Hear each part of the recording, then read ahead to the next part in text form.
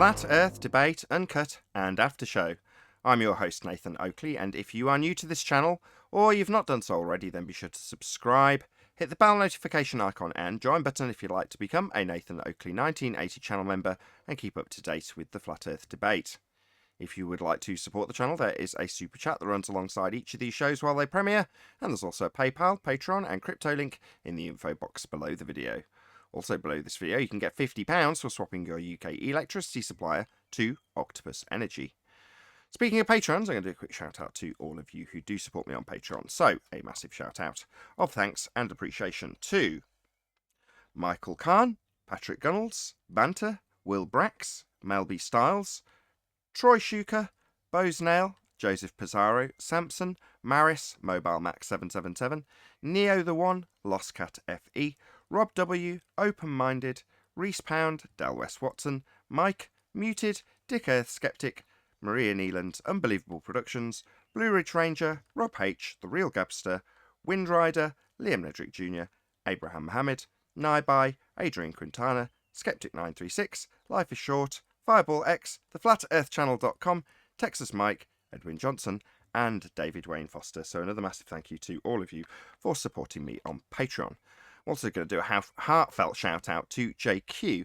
Now, just by coincidence, I tuned in at a particular moment in the premiering stream for Nathan Oakley channel, which is my second channel, for yesterday's Uncut and After Show. And there was a couple of strange things going on. One was a £100 super chat that I got from JQ, which in and of itself is fantastic. Thank you very much indeed for the super chat, JQ. But also a couple of other weird things. The show kept on jumping up by about 100 subscribers. Not subscribers, watchers. So it started off at maybe 111 and then it would jump to like 220 and then drop back down to 111. It was really bizarre, the most weird glitch I've ever seen ever. And I asked several people in the chat and after the fact if they'd seen anything similar, and so far nobody's seen anything similar. So it's the weirdest thing I've ever seen on YouTube, let alone on my own channel. So that was bizarre. Anywho, so I'll get to my story about a weird coincidence with JQ and his very high level of generosity. So yesterday my wife and I found out that our second car, or my wife's car, which she's had for about 15 years, she bought it with an inheritance that she got when her father died. Terrible investment that it was. Nevertheless, this car is very sentimental to my wife, and she sent it in for what she thought was a cheap process and MOT here in the UK, just a certificate to say it's roadworthy, and it wasn't by a long stretch. And the amount that was actually required to fix it was coincidentally almost identical to a massive sum of money that JQ had sent me via PayPal for seemingly no reason. So it seemed like he was chatting with a troll in the Nathan Oakley premiering stream, and for some reason the guy was goading him about money, and then he sent me a huge substantial amount of money, and it, like I say, coincided with the exact amount to fix this car. Now, prior to receiving this amount, I'd actually had the conversation with my wife about, heartbreaking though it is, we can't afford to put this back on the road. We're going to have to sawn it, which is in the UK jargon of road car legal speak, the words you use to say you're going to retire it, you're going to put it off the road and it can't be driven anymore. So that's what we'd come to the conclusion we had to do, and that's precisely what we were going to do. It had been given a last clean and it was going to be locked up in the garage to die. And as a direct result, this very sentimental piece of metal to my wife, it's very sentimental, can be kept as a useful thing, and I'm absolutely elated for it, as I'm sure it is my wife. So we can actually manage to put her car, which is certainly something that I can't justify asking for help with, on a GoFundMe campaign. Keeping me here in a car, definitely yes, because that's directly related to the show and the channel. Anyway, I'm going to pass over to whoever is in the Discord and G Plus panel so you can enjoy their dulcet tones while I set up for today's live show. But I just did want to give an extra shout out to JQ. Thank you very much indeed for your support. It really is, or seems like, divine intervention. So thank you very much indeed. Crazy, because yesterday at the end of the day, it got really chilly by me. I was constructing this, like the pitchback things they got in baseball for the kids to throw it and it comes back to them. Yeah. So I was constructing one of them with two ends. I'm outside with my wife. And I said, I hope your brother doesn't come out because he's going to confuse the crap out of me. So I'm trying to get this thing constructed. Sure enough, he comes out right away, grabbing things. I said, what did I tell you he was going to do? He's going to come out and confuse. No, I know what I'm doing. I'm like, please, just sit down. And I know how to do these. I said, I do too. You read the directions. We got it up and running. I actually did need his help after a few minutes because then you got to stand it up and connect the two ends. So. Yeah, sometimes extra hand is needed. Exactly, hand, not mine. That's right. Let go of the steering wheel. It's like the navigator in the car. Okay, make a right, and then he grabs your wheel. Yeah. You got to get it right, and then I'm telling you, he's trying to put the screws on because you got to get them all lined up first. That is the reason why they're telling you not to tighten anything up yet. But I know why, because you tighten one side up, the other one might not fit. Correct. Like, yeah, but you got to put the screws in. I said, yeah, when I get to the part where it says to put them in, then we'll put them in. So we had to do one more thing, then the screws. Yeah, I told you to put the screws. Oh, God. Yeah, okay. I know, eventually I could have said the same thing. What a prediction. Crazy. Crazy. It's going to go on until Sunday. That's what's crazy about it. What happens after Sunday? Well, hopefully the car is fixed and he leaves my home. Well, where's he going to go if the car is fixed? It goes back to his house. Why can't he go to his house now? Oh, we live upstate. It's 2 hours away. His car is, like I said, he was on his way here and he broke down an hour and a half out of the city and an hour away from me. So How much does it cost to put him on the train? that's not the issue. That's the answer. That's the answer. But unfortunately, when his family involved, Oh gosh. I haven't talked to my wife yet about what we talked about, but it's Yeah, keep gonna it for happen another later time. on. Yeah, Yeah, it's gonna happen tonight. It So, needs to happen. what proof we got? We got a lot of For love. what? Got a lot of love for 10th Man and Stacey in the comments of the video yesterday, all agreeing with you and saying I'm wrong. My ad. Good. Well, I didn't take that attitude. I was just speaking my mind. No, I'm sure. What's wrong with you? I didn't go to the extent of explaining that despite a heated disagreement in debate and discussion on the show, that doesn't mean there's any love lost whatsoever. Well, at least I hope there isn't. I doubt there is. Are you kidding? Who's the first two on the show? Yeah, well, that speaks volumes, exactly. But yeah, Exactly. Grace, disagree with me. When Anthony put your position back to me on a phone call after the fact yesterday evening, quite late, by the end of the conversation, I was like, I agree with 10th Man. Bearing in mind you were disagreeing with me. So it's like, so you disagree with your own position. Well, I pretty much said that to him, actually, but you know what I'm getting at. That's a one. I'm gonna hold you to that one. That's classic. Yeah, it's all in good. Listen, the best. I thought it was one of the best shows afterwards because I said, look, we get called echo chamber all the time. We are individuals on this show with different tastes in food and different likes and things and here we come across this topic and everyone held their ground and I said, this is great. I'm with a bunch of alphas here. I love alphas.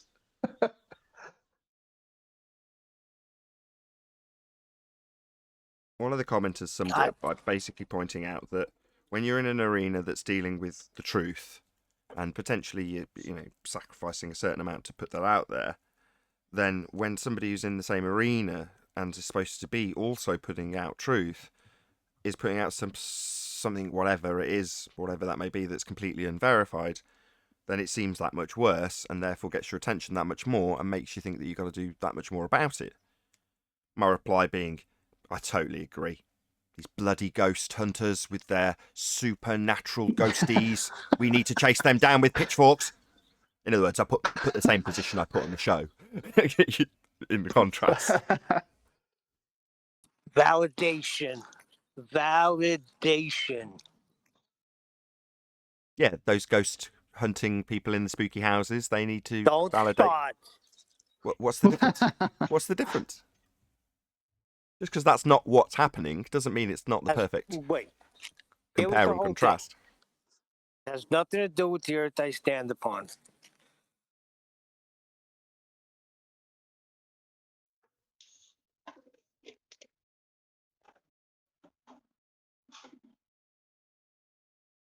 And I said it has nothing to do with the earth I stand upon. yeah, that's okay. Yeah, and then you challenge it. All right. Yeah, it does. The supernatural is something that has a causal relationship in the world we experience. Supernatural, not ghosts. Exactly, Neil. Exactly. You go and tell them that.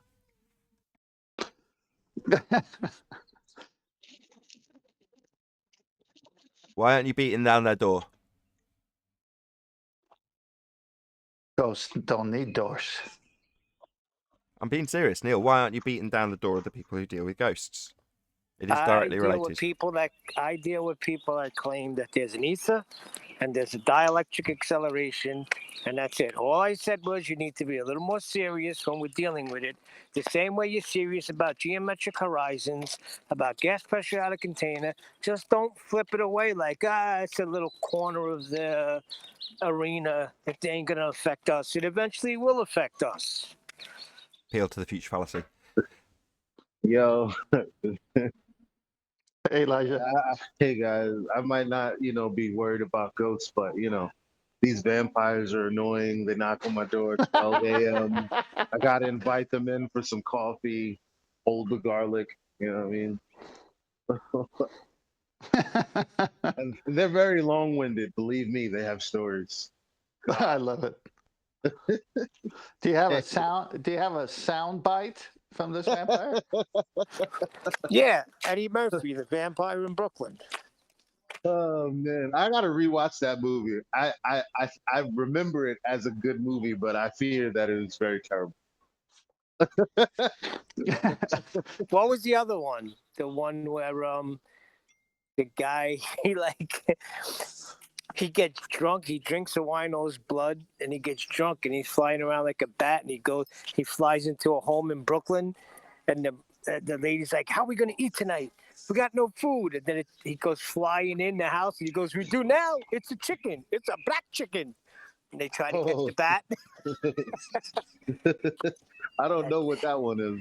Oh, That it was a sounds funny funny. one. It was a comedy, I think it was Love at First Bite. Something like that. It was one of them. Real funny. I felt that way after I bit a beautifully medium rare tri-tip yesterday. Love at first bite. It was delicious.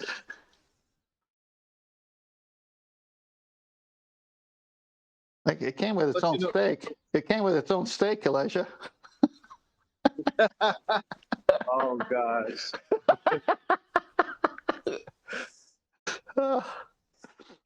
Garlic too. I just wanted to say, Neil, that these electro people, electro dudes, I mean, I don't see a coherent anything. Are you? I asked them like, what are you trying to say about the Earth itself? And all they can tell me, well, the ground is the ground and the sky is the positive, and there you have it. And I'm like, yeah, because they want space. They want their space too. yeah, They can't give up outer space. Adam. Afternoon, guys. Hello. Hey, Adam. What's up, Adam? The point is, it doesn't. I mean, who cares? Elijah, I got a question. Are you bringing a charge against these electric dudes? I wouldn't stake my reputation on it. I mean, they're not. I mean, they're gonna be a problem if they're gonna be a problem. We already do what we can.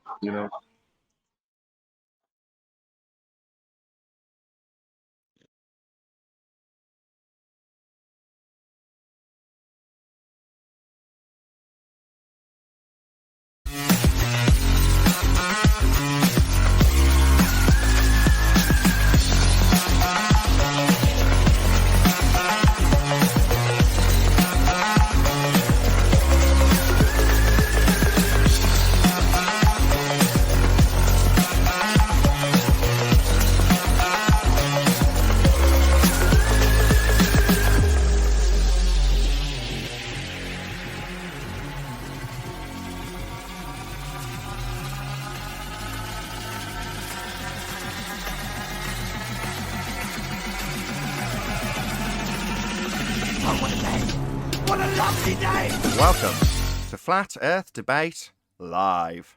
I'm your host, Nathan Oakley, and if you are new to this channel, or you've not done so already, then be sure to subscribe, hit the bell notification icon and join button if you'd like to become a Nathan Oakley 1980 channel member and keep up to date with the Flat Earth Debate.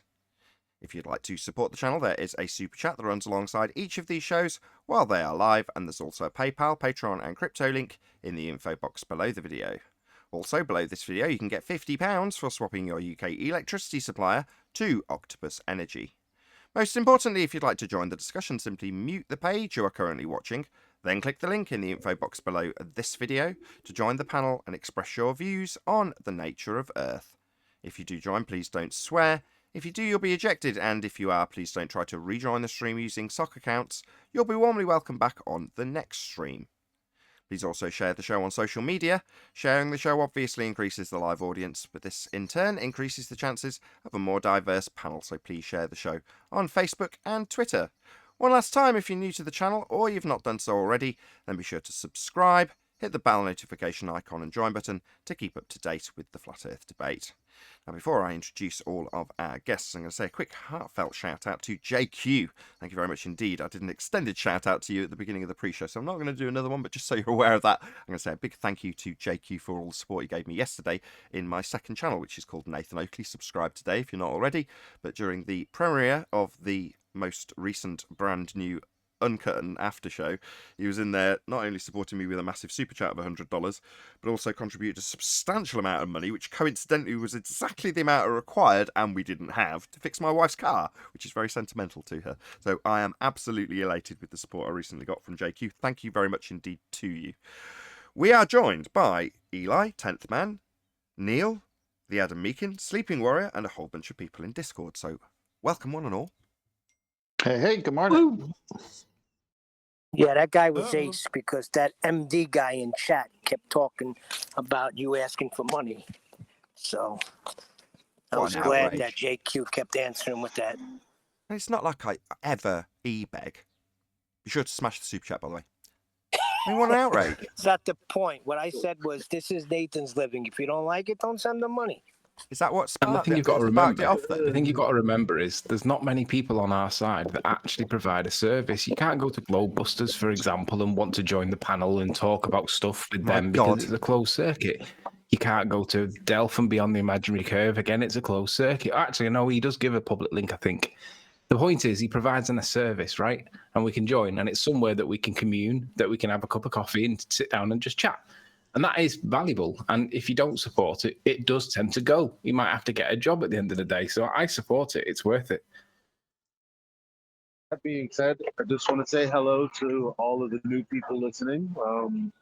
That's like Sleeping Warrior said. There's a link to join. Come speak with us. If you have any questions about the nature of Earth, here's the place to be. Thank you. Where everybody knows your name. And as yesterday's show showed, it's not an echo chamber because even on our side, we don't always agree with everything. So there's definitely no siding on this show. Not like all the shows, though. I'd agree with that. I don't know if I'd agree with that. Certain things are off the table. I think it would. Oh, come on, it's not an possibly echo a huge chamber. number. Don't be ridiculous. That was a good look yesterday. It was a good. Well, it was a I good thought- script that Dave sent us. It was a very good script that the boss sent us. I had a deal. Good with damn my script. boxing gloves on, I'm telling you. I love it. Yeah, thanks for the mute, guys.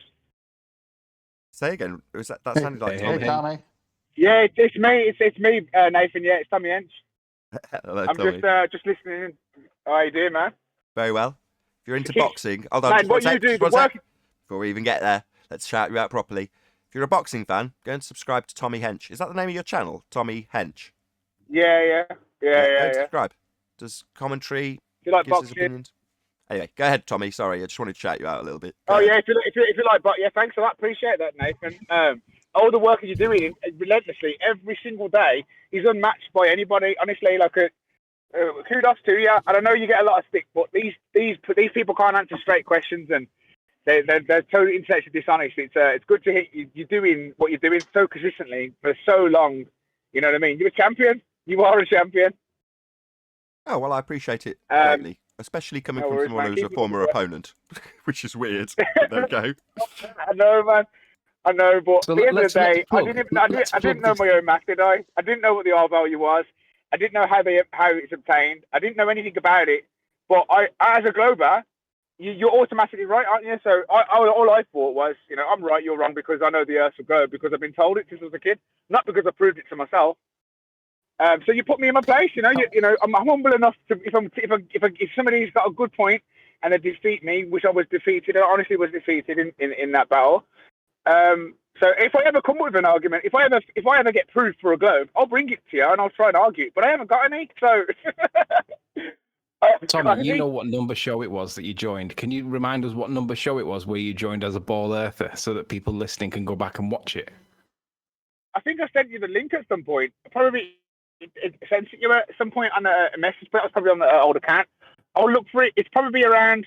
I know it'd been doing it for a while by then. Probably around about 1,000 odd, 2,000, maybe Hold on. 1,500. If you want to find it, it was titled because it was such a good show. So if they're really good shows, I'd give them a specific title. That was called Tommy Was, past tense, a globehead. So Tommy was a globehead. So if you typed in flat Earth debate, Tommy was a globehead, you'll find that show. But even then, I predicted you would convert because I was saying that in the conversation you were making concessions that suggested to me that you'd turn around in that. So I phrased it, even though at the time you were still a globehead and hadn't in any way said I'm going to turn into a flat earther. I phrased that show. Tommy was a globehead. I remember that show because I remember thinking I quite like that guy, even though he's a bit of an idiot. I quite like his approach because it was very aggressive but non-personal. So it was like kind of like Rumpus-esque, but without the over talking. I thought it was a brilliant show. You trying to save me? You trying to save me from Nathan? Nathan was going at me, ripping holes in me, and you were like, "No, let's just give him the benefit of that, Nathan." And Nathan was like, "No." Clearly a good boy. Back in the days. I was going to say that's that clearly was back in the a days good when boy. we had good cop, bad cop. Oh, you took the words out of my mouth. Yeah, say that again. I was trying to say the same thing as you, Anthony. Go ahead. Yeah, it was just back in the I'm days when we had thinking, good cop, bad cop. Yeah. I was like, "Yeah, the maths are there though." You explained the maths to YouTube, me then. I was like, "I don't know what they are," and you were like, "Exactly." So why are you presenting this fucking evidence? You don't understand it, you stupid idiot. And I'm like, because you think it's all over again. That's what. Fucking logical, like cognitive dissonance at its best, and that's why like when I'm listening to you now, ripping into these globers, I know exactly the position in it. You hold them they hold their toes to the fire, and it sounds like you're being brutal, but it's because you're literally repeating back the argument to them. It's like you're telling them exactly what they're doing, and then you're responding to what you think they're thinking, and they still don't get it. You could literally give them the answers, and they still get it wrong. It's mad. It doesn't make sense to me. Like, I can admit that I'm wrong, or I can admit that I didn't know the R value, and I didn't know what I was arguing. And that's if you're going to be honest with yourself and just admit that you don't know or you can't prove it beyond reasonable doubt, then you just have to concede and just you can't prove the globe. You can't literally physically measure it. You can't prove the R value without assuming it. All the stuff that you're saying, that it's accurate. And it's all getting fallen on deaf ears, but it's the truth, though, isn't it? The truth is, how else can you measure this R value? How else can you see this horizon? There's a lot of double speak and there's a lot of shit that they're doing. These globers. Indeed. Can I just point out as well that when Tommy changed sides and became from a baller to one of our side, there wasn't this celebratory party as though, oh my God, Tommy Hench has become a flat earther. I just want that to be put into context with somebody else that's recently defected. Tony, I think a party is the wrong word. It's actually a ceremony. Yeah, a ritual. Yeah, that's because it's initiation ritual. I wonder who the human sacrifice keep that was. behind the scenes. Come on, down. It's common, that's Yeah, why. actually, Hold on. human sacrifice was the man himself. Hold on. Every single one of us, assuming there's nobody from some Far Eastern culture or something that's on the Discord server that I haven't addressed, but just that aside, we're all Western world people. Therefore, we've all grown up with the notion of a heliocentric world. Therefore, without exception, everybody who's here, who's on the flat Earth side of this discussion, has made that transition from globe to flat. So it's not exceptional. Now you can count on Yeah, one that's hand true. how many people have converted back to globe from flat, but they're just evening back It's true. out. I know. Hold on, Tommy. For the love of God. Jesus wept. Thank you. So it's just evening back up the numbers. So for every one of us that's transferred over to the flat side, right, that's the same move that Ranty, I assume you're detailing in this particular description, Anthony, has done. But it's not exceptional. But to move back is. I just didn't want to mention the person's name because there was no need to. Says you joined and immediately started talking about Bob. Yeah, that's. Yeah, you don't talk about him for like 20 minutes straight, Tony. Whoa, hang on. I didn't mention Bob. I said Globebusters doesn't have an open panel. That's not mentioning Bob. Whose channel would that be? Gosh, whose channel would that be exactly? That would be Mr. Smith's channel, would it? Right now. I'm just saying you've been not talking about it for 20 minutes straight on air. Indeed, I Alan. get lost. No, I I never think- mentioned him at all. I'm with you, I'll just Tony, in say- a court of law, I'll- mate. You I'll just- said Globebusters. I'll just say Disney sucks, but I'm not talking about Walt. Walt. I didn't Exactly. say anything about him, but Disney is trash. That's Man a United goofy- suck. Doesn't mean I'm talking about Alex Ferguson, does it? Elijah, that's a goofy argument. Give it up. Liverpool, baby. Yeah, this is being Weasley. That's what Anthony's being right now, Weasel. No, that's reasons. You're just Been all not trying to talking about it demonize for me. 20 minutes. Right? I'm gonna pull the victim card if you carry on. Okay, I'll up it one notch and call you a slimy lawyer. Right, that's it. I'm the victim. Right, let's do a bit of housekeeping. We're like 12 minutes into the show. So, any evidence of a physical geometric sphere-edge horizon, formerly known as the curve of the Earth? No, It exists and persists in the math and in the hang on. assumptions. When you look at things in the sky, that there are also similar things as what we're standing on, and thus it must be a ball. That's not evidence. We extra evidence. Right, hang on. There is evidence, or there's a claim of evidence of a geometric horizon that was formerly known as. What was the question that you asked, Nathan? Any evidence of a physical, Arwin, geometric sphere-edge Yeah. horizon? There's a claim by someone who's claimed to have debunked Sandra's P900 or P1000 imagery from yesterday. You presented yesterday on whatever show number it was. Sandra from point A to point B, and it was showing the northern Wales coastline, and it was showing. Do you know, the name escapes me? What's the name of that rock? I can't Great think Orme. what it's called. Great The Orme. moon? That's it. Thank you. And someone's claimed that that's a perfect globe Earth proof. You'll pop yourselves on me. That's as far as I can He's go going at the through minute. this. Can I attempt to No, could you wait rebut till he the gets to physical the end? thing? It'll keep Maybe it till the short. second- It's a good one. Right? According to Einstein, so it's already kind of bullshit. Arwin, please, Arwin. He's in the middle of going through something, and you want to completely change the subject to Einstein when we're talking about Sandra's No. observation. Thank you. To be honest, I was just giving opportunity for others to talk because I haven't done any prep on it. I've looked over what the claim is or the counterclaim is, and I looked at it and I just started laughing. But I know that Flatzoid's already dealt with it, and I know he's got a premiere sorted for tonight, but he's not in today. And I don't want to spoil the thunder, but let's just say that somebody's missed the point a little bit. So, can I make my point then? Yeah, go on, Arwin. You can speak. Thank you, Nathan. Right. So Einstein argued that light is actually arrested matter, or the other way around, that matter is arrested light. So by that standard, even light that we see out there would technically still fall in the same category. And therefore, if we look at an edge of a light in the sky, then by Einstein standards, we could assume that that has to be physical in its core nature, and that's why it's a sphere edge proof. When you say arrested light, do you mean light in handcuffs? Light not moving, Oh. right? It was you know what I mean, right? He suggested this connection between matter and light, that light was or that matter was arrested light. like matter, if it moved super fast, it becomes light. If it slows down, it would be matter, right? He did utter this idea, right, guys? I'm not sure.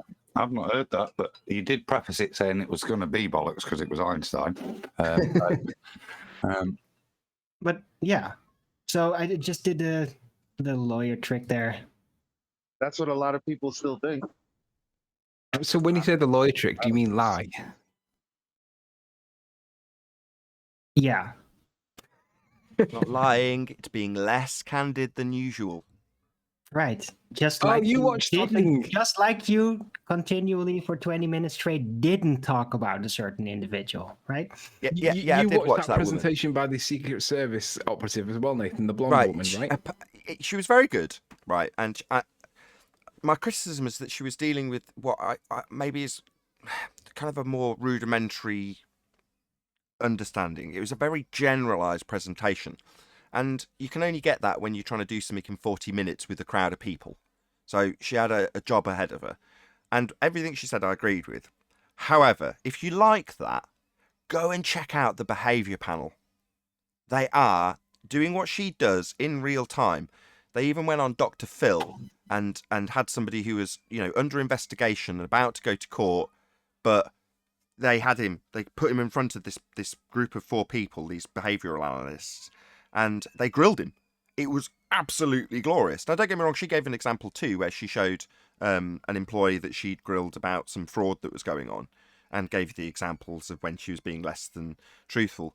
But getting an idea of the baseline of the person, none of that was discussed, and it's like the main focus of the behaviour panel. So from one angle, I thought it was very good. If you have never come across that subject, but by the same token, I'd just say, if you like that sort of thing, just go and watch the behavioural panel. I think they're called the behaviour panel. Do it in real time, or discuss stuff that's happened in the past, old criminal cases, things of that nature. I mean, for example, just so it's brought it back on topic, they analysed the UFO reaction from all the presidents to see whether or not they thought they were lying about it. There you go. That just sums it up beautifully, right? Right on topic. I could have taken sections of that particular discussion and stripped them right out and put them right in this show. Apply that to Buzz Aldrin. Go on. So I was saying, have you done the moon landings, Nathan? I'm trying to... the panel when they come back and they look as depressed as hell after doing the most amazing thing for humanity. That's been done. That's been commissioned already. So a behavioural analyst did do that exact thing at the request of Richard E. Hall. So Richard E. Hall literally asked somebody, pay them too. It wasn't like, can you do this as a favour? He paid him as a job to do it. And they analysed it in terms of the deception. And the deception level was deemed to be high. Some totally unbiased. It was very interesting. If you can find that online, Richard E. Hall. I think that's correct. Is it D or Richard D. Hall? D, my bad. Sorry, Richard D. Hall discusses the moon landing, and he analyses it with somebody who's paid as a behavioural analyst to go through that entire interview after the fact when they land, and they're like, look like somebody's just taken a dump in their cornflakes. They've just done what is considered to be the man's greatest achievement, and they all look really morose. It's like winning the Premier League, innit, or the FA Cup at Wembley, right? And just going, oh yeah, I've won the FA Cup, and being so miserable about it. It's like, yeah, that's nonsense. Well, they looked like they were being interrogated by their reaction rather than being interviewed about the greatest achievement ever. For instance, I don't remember seeing stars at all. That kind of answer is kind of, what you'd expect from asking somebody if they took the money out of the petty cash. You know what I mean? It was just like, it was like they were being interrogated almost, and they're looking at each other when they're asked awkward questions by the guy who used to do The Sky at Night. I've got his bloody name now. Patrick Moore. Bloody hell, it was on the tip of my tongue, Adam. Thank you. Is it the Apollo conspiracy? The Apollo conspiracy film by Richard Hall. That sounds about right. Richard D. Hall. Yeah, that's what I'm putting. Right, there's the link there. I've stuck it in the YouTube. To be fair, I don't agree with a lot of things that he talks about, but one thing that he deals with that's really good is the Madeleine McCann topic. If you're interested in that, go and check out Richard D. Hall on Madeleine McCann. It's really good. And if you want a complete contrast to his conspiratorial take on the Madeleine McCann case, the behavioural panel have also studied very similar, if not the same, footage that's been analysed by Richard D. Hall. And he's obviously put his opinion on it, as have the behavioural panel. And they had a very, very different take on what they thought was going on. Let's just put it that way. We're completely off track. Oh, see, you can't say that now. I'm dying to know what was the contrast. You'll have to go and check them out, won't you? Behavioural panel. Subscribe today. They make you feel very good as a subscriber as well. So they describe their subscribers as panelists, and they do actually. They'll say, "Here's a comment from." They don't name them, but they're like, "We got a comment from a commenter, a panelist." My bad. And they suggested we look at this. So here's this. We've looked at it. We've spent the last 3 days all analysing it on our own, and now we're going to analyse it together and put our notes together, and that's what they film. And it's just them in each corner of the screen and split up into 4. Hand over to each other after they give their analysis of a particular 3-minute, maybe 2-minute, maybe 20-second section of somebody on the stand, somebody being interviewed by police, somebody in an interrogation, somebody making an appeal to the news because they've lost a child, something like that. It's all sorts of stuff like that. Or, as I mentioned, when they did the behavioural analysis of all of the different presidents based on what was coming out a week, 10 days ago about UFOs. So, yeah, fascinating stuff if you're into it. And obviously I'm into that because hearing and knowing when someone's lying to me, that's my job now. So watching the behavioural panel is brilliant. I love it. There was one with Neil Armstrong giving an interview to, I think, a British interviewer. And I saw that one. Did he do that one as well, where he just focused on Neil Armstrong's interview? I don't recall that, no. I'll try to find it and post it. Oh, it might be something One of new. the key things that they made a point about was when someone's lying to you, basically they can be really evasive with the answer. So you'll ask them, like, what colour's the sun? And the answer obviously is yellowy white, yeah? And they'll do everything about answering that question, but not say yellowy white. So, like, did you kill the victim? And they'll say everything but no. They'll say, like, well, and it's that evasiveness is what we call obfuscation tactics. Do you know what they call it on the behavioural panel? On the behavioural panel, they call it chaff and redirect. Well, we call that obfuscation, but we recognise that technique. We recognise that they never answer questions, direct questions. They can't say that gravity's not a force. They just can't say it. They just got to waffle about Einsteinian stuff, but never say, like we say it all the time, we say gravity's not a force. They can't say that word. So when you ask them, is gravity a force? The answer is no, gravity is not a force, but they can't say it. So that evasiveness that all ball earthers present, it tells you that they are lying. Right? Whether gravity is a force or not is kind of irrelevant. Their current physics tells you, or their current science tells you by Einstein, it's an effect, but they can't say it. So that evasiveness is demonstrable with the likes of the Rumpus, with Brenda, with Zanuck, with all those people, because they can't say gravity's an effect. Why? Because then they've got nothing to explain the gas like escaping the Earth's atmosphere, because there's nothing to pull it back. Well, that evasive technique is documented well, and it's like, yeah, they're all these ballers do exactly the same thing. The true If gravity wasn't a the true force, problem. then their model wouldn't work. Exactly. Go ahead, Eli was first, The then truth- Arwin. Go ahead, Eli. The real problem is the media that inundates the public with fallacious logic now 24 hours a day. Whereas before the news was only like an hour, 2 hours a day. Now it's all day long, where they show you exactly how to argue fallaciously with one another. That's the real problem. And the thing is, ball earthers don't even recognize, acknowledge, or accept that they're being fallacious with their argumentum.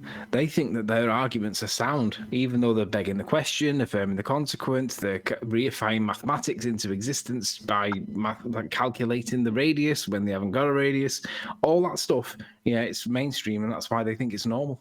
Quick shout out. Go on, and then I'll do the chat after. Or you just making background noise for us. Riven and Cobus, can you both put yourselves on mute? You're just creating background noise. Shout out to Bjorn Magnuson. That's a strong name you got there, my friend. Welcome to Penguin. Thank you very much indeed for joining as a channel member. Yeah, I was going to say, just to elaborate on what Stephen Warrior was saying. he says that they don't realise that their examples are reifying. And it's the same thing happened when I was trying to give you an example of, let's say the North Pole had a pole there, and Nathan's first response was, have I been to the North Pole? No, I haven't. Have you been there? No. So it's a thought experiment I want to participate in. And you was trying to be sympathetic, and you said, oh no, well let's say we do know North, that's reify North for a start. Then how do we know that South is in different directions? How do we confirm that? And then I still didn't realise I was reifying, because obviously in my head, as long as I got the point that, oh, well, if South can't be in different directions, but then you think, how can you confirm if you all walk in different directions that you end up antipode? Yeah, you assume your outcome when you do what you're describing. So, although it sounds nonsensical because the way Tommy phrased it, sorry, Tommy, you can obviously start at the north and move south. The problems are when they're measuring declinations of stars, the assumption is that you can get a 90-degree position to Polaris at the North Pole. Well, show us. Oh, well, we can't do that. We just have to assume that we've got a 90-degree starting point, because other than that, we haven't got any way of getting the angles in the first instance, because everything's supposed to be curved. So we need a starting point. Well, they use a starting point that nobody's actually showing you and nobody's going to, and nobody's actually verifying is actually a starting point on a presupposed spherical Earth. But the main trick is to beg the question, which is what you do when you just know you're right and you know you're already on a sphere. Well, if you already know you're on a sphere and you're going to beg the question without realising it, you're going to assert that when you travel south, you're travelling to the bottom of a ball. You're assuming that on that journey, when you move out towards the horizon in a southward direction, that you will arrive antipodal from where you began. That's just begging the question fallacy. Yeah. You also assume that the angular change that you measure is a function of the curvature of the land you're traversing across and nothing to do with perspective. The full assumption is that the angular change is just as a consequence of the Earth curving away. If you think about it, when you go out, I've rang Nathan and Nathan's rang me and said at times, go and look at the moon right now, for whatever reason, right? But for me, if I was trying to tell Nathan where the moon is, I would always have to reference the horizon. It's either just above the horizon or it's miles above the horizon, like vertical or whatever.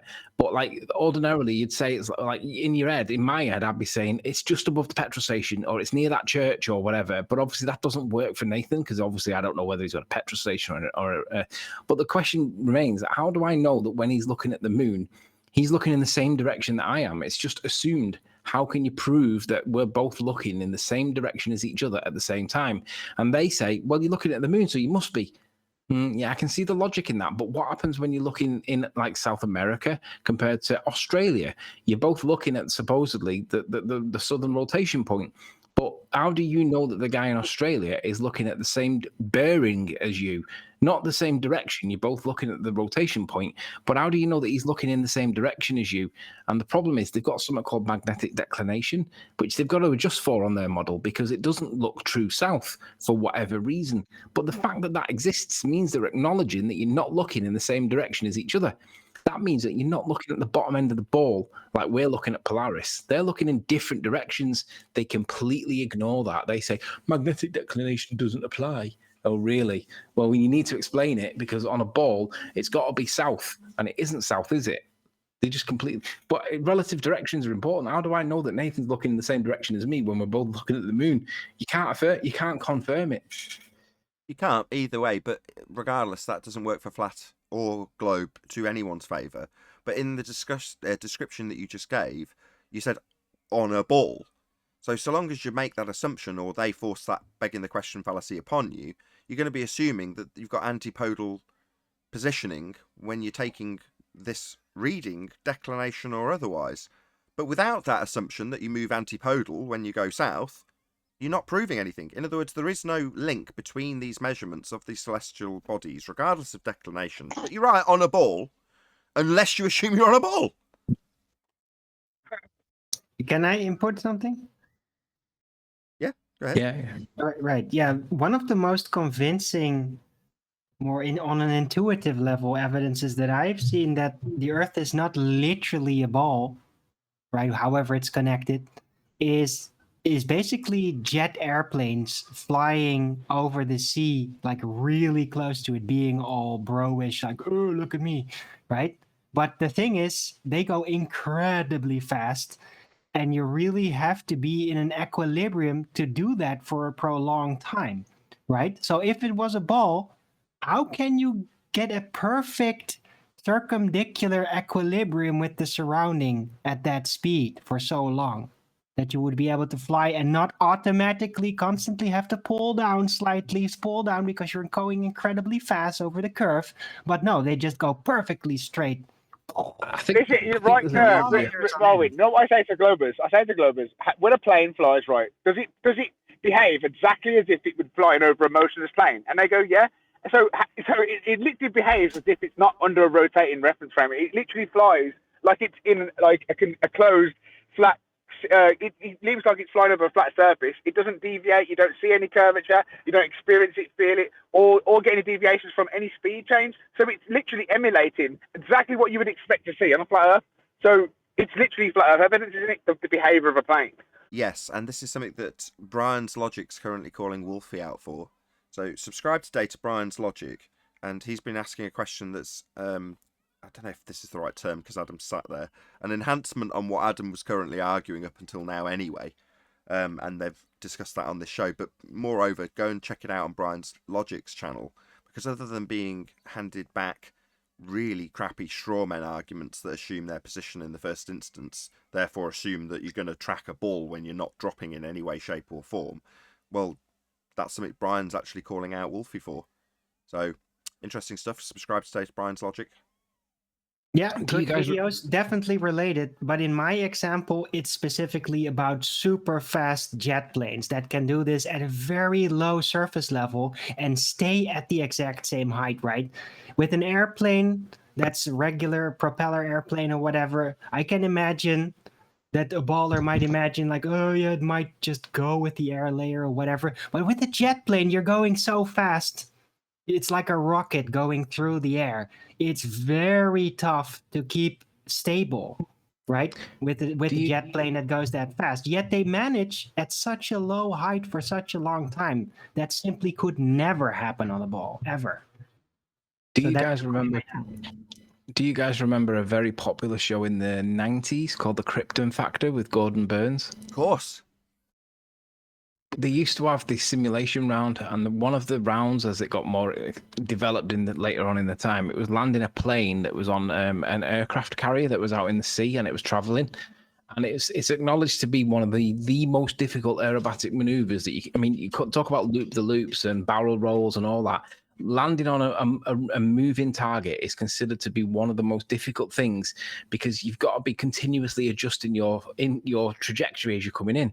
And they had that as one of their things, but it's supposed to be one of the most difficult. If the Earth was moving, then landing on a runway is going to cause you a problem, because you're meant to be moving. They do say. I heard a NASA video I watched.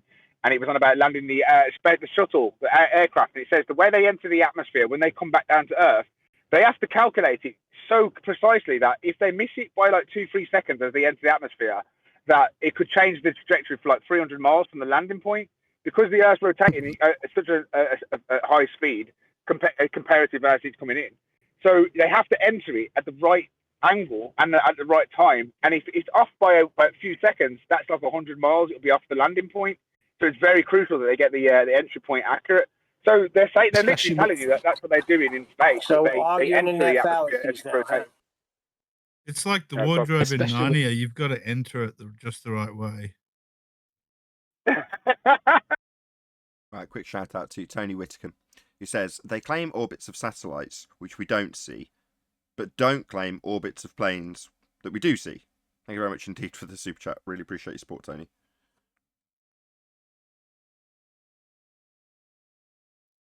As it was discussed earlier, and there's a short pause while I've done that shout out, Flatzoid has got that show running in 5 hours from now, so UK time 8 o'clock or 100 hours.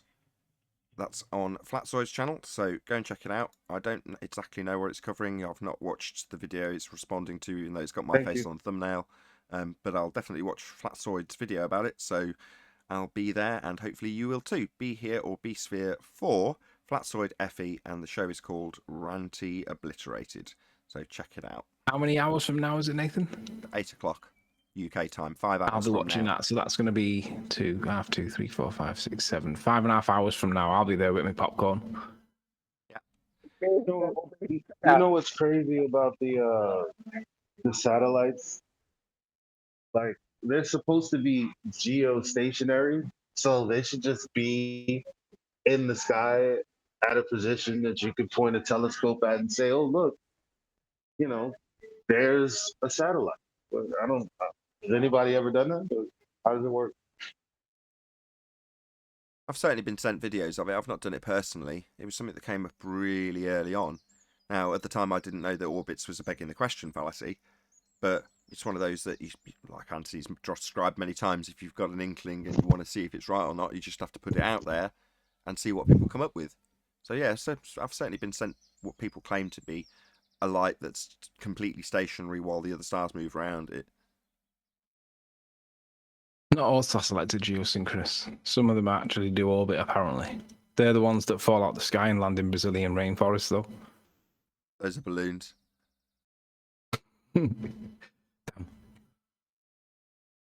Hey, you guys, can I jump in for a second? Feel free.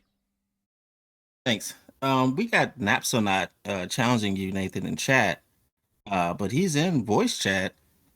Tell us all about it, Napsonot. What you got to say about fallacies and stuff? You gonna stay? You just gonna stay on chat? I'm a she, first of all. And Okay. what does it matter? What does it matter if I'm in voice chat or in the regular chat? What difference does it? Very nice to have you. Because you're challenging Nathan. But he's right. You can talk to him. Why are you white knighting for him? What's white knighting? Did you have a question? And it's very nice to Why have are you. you fighting his battle for him? Nap, it's nice to have you. What would you like to go? What would you like to go by? What can I call you?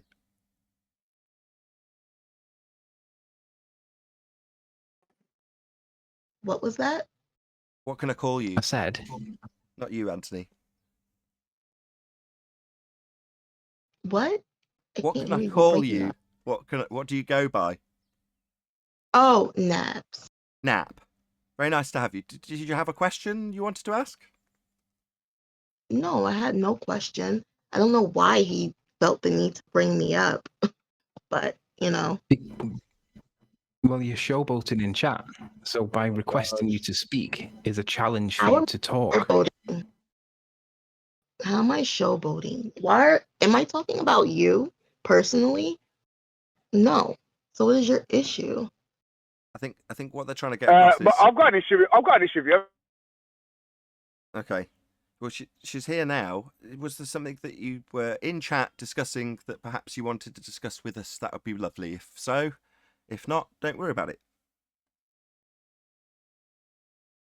I just made a comment about the terminology you guys use. It's just funny. That's the only thing I said. Perfect. What was it specifically?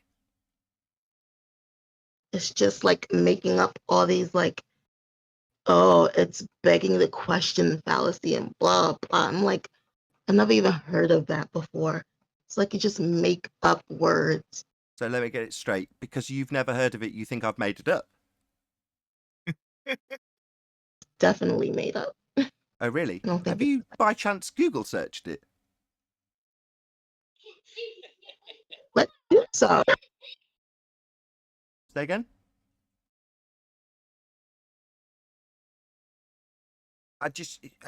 It bewilders me as to why somebody would claim that I'm making something up, having not actually checked by way of a quick Google search to see if it is actually something that you can find easily. Have you done that? We're okay. Let's look it up. Let's Google. Let's do that. No problem. We'll just establish while you're doing that so far you've claimed I've made something up. We'll see how this goes.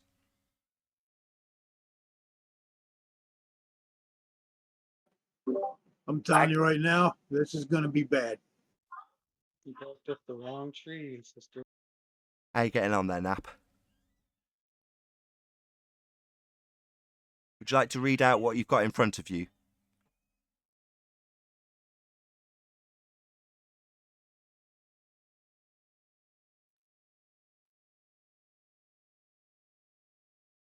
Hello? I thought it was me. Why is everybody so silent? We're waiting for Nap. There's a Yeah. basically what's happened, Darwin, is in the chat. She's claimed I've made up stuff like begging the question fallacy because I'm looking it she up. is now going to interrupt me when there was long pauses for her to talk, of course. So, she's claimed I've made up a fallacy. Begging the question, never heard of it. You made it up. So I've said, go and Google it. Let's see if I have made it up or not. And now there's lots of silences. You constantly make up things. Like, you're like the stereotypical flat earther. If I found it, So funny to me. I see. So far, you've specifically claimed I've made up begging the question because you've never heard of it. Have you Google searched it yet? That's No. where we're at. I think you like to just make up fallacies. Yeah, I heard that 3 times. We're not deaf. I heard you. You are under the impression I make stuff up. We understand that. You've said it 3 times. Now we're trying to ascertain if I have or not. It's okay. And you seem to be talking through me. So have you Google searched it, love? Breathe. Thank you. You seem to be muttering quite a lot. Can you just answer yes or no? Have you Googled something which you have claimed I have made up, yes or no? How long is this going to take? It would not. Let me tell you something. Let me tell you something, you stupid woman. I have not made up begging the question. You are just a retard who assumes I'm wrong because I'm a flat earther. Now I'm going to tear a strip off you, you dumb bitch. I have not made up begging the question. You're just a dumb bitch. And you don't know what I'm talking about because you don't know and are ignorant. Therefore, your ignorance has led you to accuse me of making stuff up. I haven't. You're thick. Do you understand me, thicko?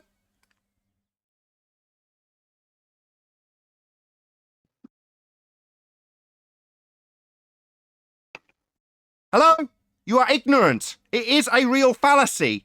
To assume one's outcome is to beg the question. Because you haven't heard of it doesn't mean I've made it up because I'm a flat earther, you complete idiot. Laugh it up, you stupid bitch. I have not made up begging the question, you daft bint. Wait, calm down. Calm down? You've accused me of making shit up. I haven't. You're just ignorant. Now I'm tearing a strip off you for being an ignorant globe-believing retard who assumes because I'm a flat earther, I've made up begging the question. No, love. You are.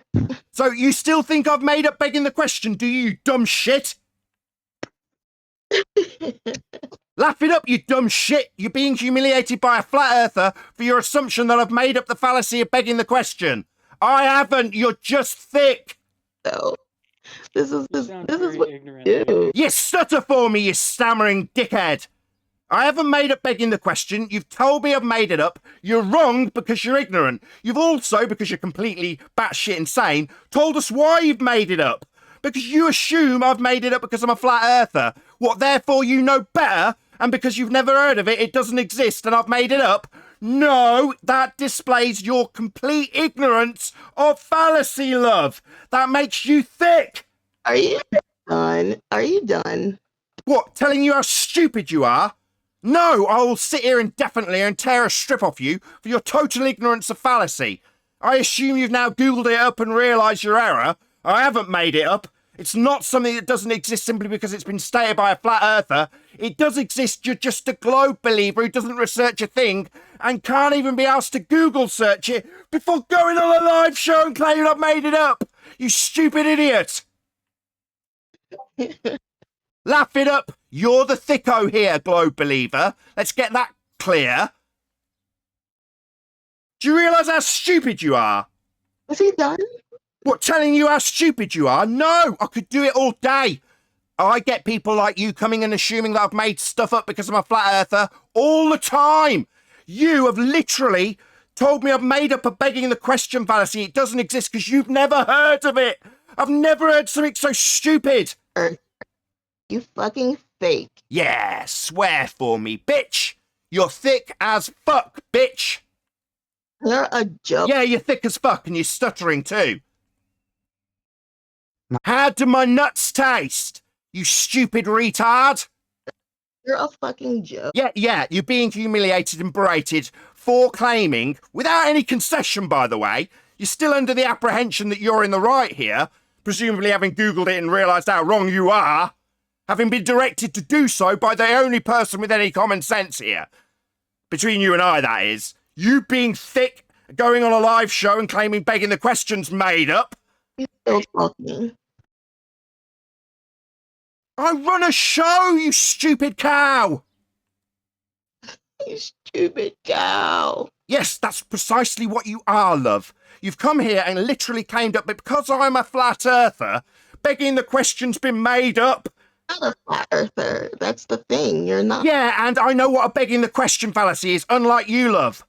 You fucking Yeah, you don't know what begging the question is and thought it was made up, you stupid idiot.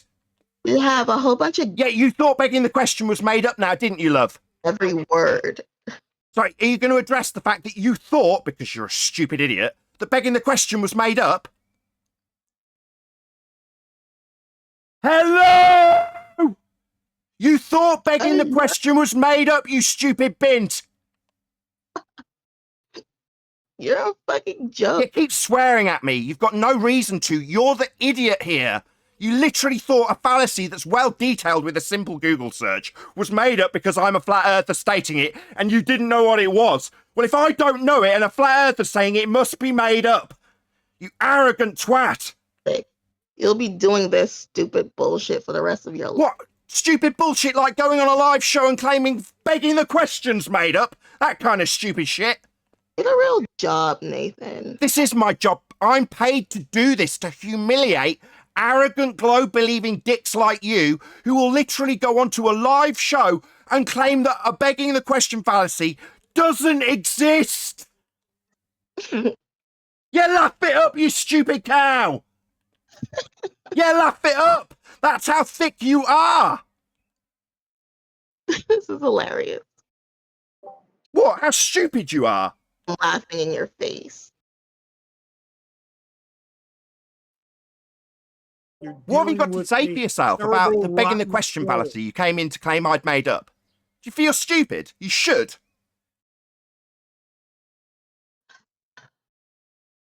Okay. Don't mutter. Explain your stupidity to us and the live audience. You're not fucking worth a conversation. Oh, really? But you're worth coming here to leave comments in my chat that I don't read and then literally tell a live audience that begging the question isn't real? You stupid mong. You stupid mong. Yeah, keep repeating back my insults that are based on the demonstrable fact that you don't know what a begging the question fallacy is. And because you don't know what it is, you thought I made it up. Grow up. Sorry, grow up. 3-year-olds do. Sorry, growing up would involve educating myself on what a fallacy was before I went on a live show and told the host that he's made it up. Like a bunch of idiots. Sorry, is that all you've got, to call me an idiot 15 times through the fact that you thought begging the question was made up? Is that really all you've got? You do nothing else but yell.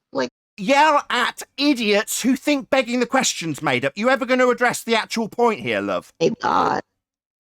You ever going to address the actual problem you've got here, idiot? Nathan. You going to address the point? Carry on. I don't need permission. I need you to address the fact you thought begging the question was made up, you idiot.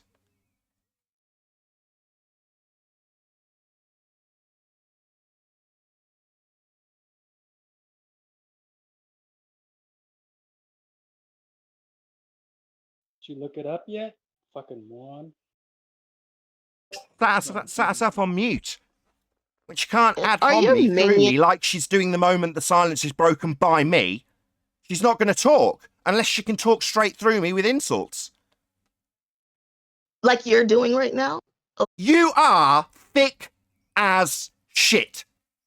Demonstrably so, based on the fact that you claim begging the question was made up simply because you've never heard of it. That makes you a demonstrable spastic. You don't have to like it, love, it's a fact. You can try and talk through it, my audience will still hear it, and every single one of them knows how stupid you are. Congratulations, lady. You're the dumbest Grow up. individual to ever walk in here. But grow up is your response. Do you still think begging the question was made up by me, love? Yes. Grow up. Act like an adult. Sorry, is grow up your response to me asking you if you still think begging the question's made up? You're a fucking joke. Is you're a fucking idiot your response to do you still think begging the question was made up by me? I think you're a fucking liar. And is that you saying yes? You still think begging the question was made up by me? I think you are a liar. So begging the question was a lie made up by me then? You use stereotypical language. Sorry, begging the question's the subject matter that you seem terrified of because it demonstrates how stupid you are. Smart. Yeah, I am smart, love. Considerably smarter than your dumbass, who literally, because you couldn't be asked to do a Google search, claim a flat earther had made up a fallacy. Off the top of their head. Somebody who broadcasts literally to hundreds of people daily is going to go to the extent and stupidity of making up a fallacy like no one would ever call me on it. But you think you're so smart because you've never heard of it to claim I've made it up. That literally makes you thick, love. Like, really thick. They talk shit about you. They do. Sorry, are you ever going to address this begging the question you came in to tell me I've made up or not? You ever going to address that, love?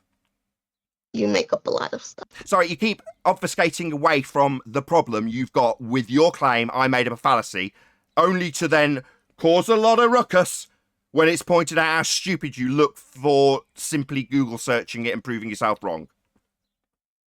I don't give a fuck. You don't care how stupid you look.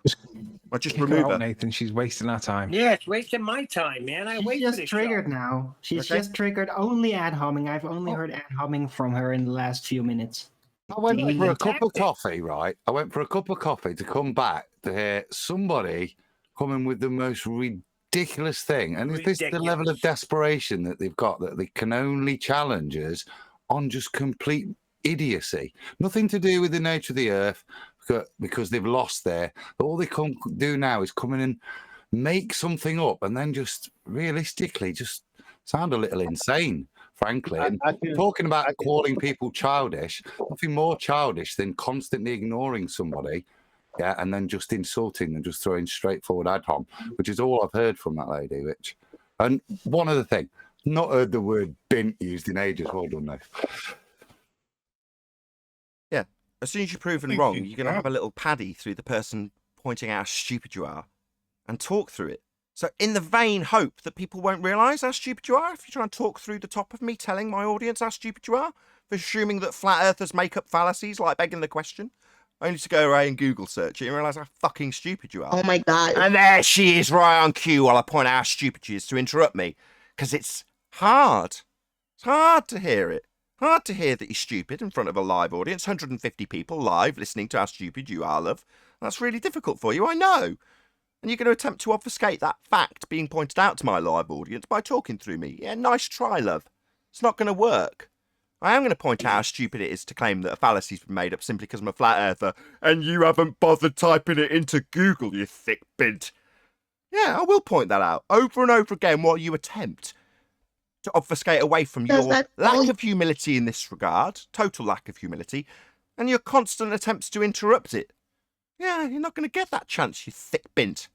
No, I'll just point out how stupid you are indefinitely, while you rage through me, thinking that you're going to get through to my audience to obfuscate the fact that you're thick. You are. You're like every globe believer that comes here. It was detailed beautifully by Tommy before you got here.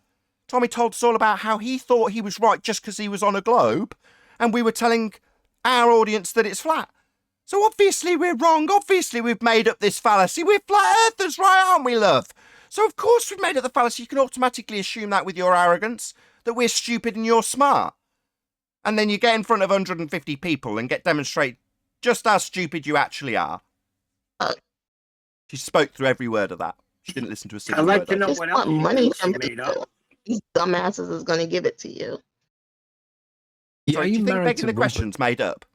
Let's see how many. I'm going to start counting it off. How many times I have to ask this question? You can ask the same question to your fucking blue in the face. I don't give a fuck. Is begging the question made up? You're dealing with a troll. How long are you going to do this? No, it's not a troll. That's a normal person. She's a woman. A woman at the end of a she's not a troll. microphone, sharing her pain after being humiliated. So she's going to attempt to obfuscate it at every opportunity, talk through it. Troll is the behaviour. Person is what we're dealing with. A person who's been humiliated, and then fight or flight kicks in. So she's going to scream and rage through me, pointing out just how stupid she is at every opportunity she's going to get. Doesn't make her a troll or a non-person, just an embarrassment to her globe belief. This is not a troll, because I have conversations like this with people that I'm like, well, I mean, whether they take on troll behavior, they're for real. They're not doing this on purpose. They just think they're right, and that's as far as their intellect goes. To come on the show and think begging the question is not real? Really? Shout out to Phoenix Rising 86. Indeed, deal. Yeah. Oh my God. Willfully ignorant and refusing to use Google search. Indeed. It's pathetic. If you're going to go in front of a live audience and claim someone's made something up, the least you can do is tap it into Google first, right? It's absolutely pathetic. But that's the level of arrogance that we have to deal with when someone's got a globe belief. Well, I've got a globe belief. They're obviously wrong. So much so, every word that comes out of their mouth I can challenge for a live audience as being made up, only to be demonstrated completely incorrect with a simple Google search, pointed out and asked to be done by the flat earther I'm accusing. You'd think that you'd have the logical inclination to actually do that yourself, but that's the level of stupidity. You need to be pointed out that maybe do a Google search before you claim that I've made it up. I had to point that out to you, love. That's how stupid Nathan, you are. There's a million and one fallacies out there, right? But one of the most famous ones is the one that's being. I'm just aghast that it's not just. It's ignorance at best, and then topped with a real good dose of arrogance on top to follow it. But fundamentally, the level of ignorance to come in and not know that fallacy and not have heard of it, and then the arrogance to then say because you've not. And attack you. It is either complete trolling or really, really very, very ignorant. It's outright stupidity on a massive scale. Shout out to Guns of Navarone RMP says, recognise her voice from Brandon's show. I feel sorry for her. Yeah, I've kind of reached that point too, Guns of the Navarone. You know, as much as people want to go, she's a troll. It's like, yeah, she's just a person. Person that's really, really stupid, embarrassingly so. Shout out to Sebastian Telio also. He's not actually put anything as far as I can see unless it's my screen. But thank you very much indeed for the super chat all the same. Really do appreciate your support. Here's what we don't know, right? Like, or what we don't realize, I don't think, because we're out of touch. We're beyond, we may as well be a secret society. And the thing is, with people, like, they truly don't know what lies are called. That's all fallacious reasoning is some sort of logical error taken somewhere, and it's basically just a lie. You made up fallacious reasoning. And so the thing about that is, before I came to this place, I would detail with many words what someone was doing, how I think they're lying. I just didn't know the fallacy that was tied to it. But going beyond that, it's like I said before, how we argue in school, how our parents dictate to us.